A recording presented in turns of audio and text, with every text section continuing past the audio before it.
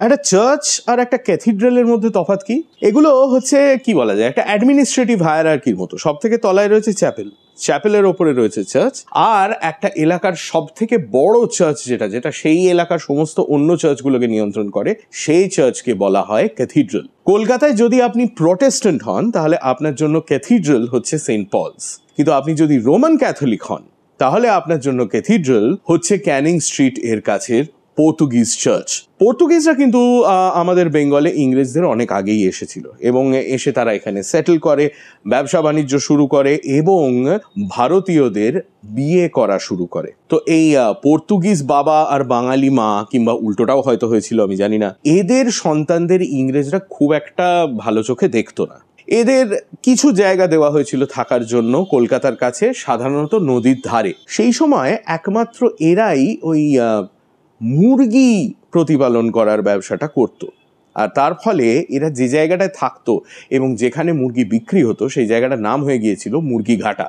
এই নামটা আজও ব্যবহার হয়। কলকাতার যে সমস্ত রোমান ক্যাথলিক পর্তুগিজ ছিলেন তাদের জোব চানাকের সময় 10 বিঘা মতো জমি দেওয়া হয় একটা চার্চ এবং একটি গোরস্থান তৈরি করার জন্য।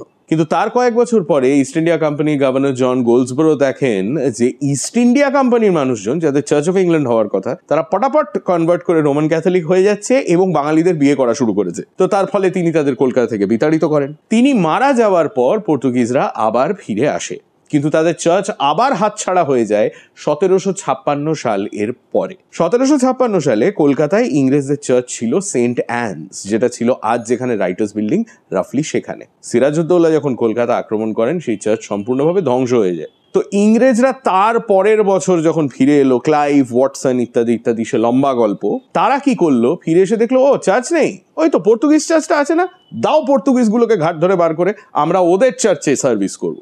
তারপর যখন লন্ডনে বোর্ড অফ ডিরেক্টরসের কানে এই কথা যায়, তারা বলে কি না, অন্য লোকের চার্চ এরকম ভাবে জবরদখল করে রাখা যায় না।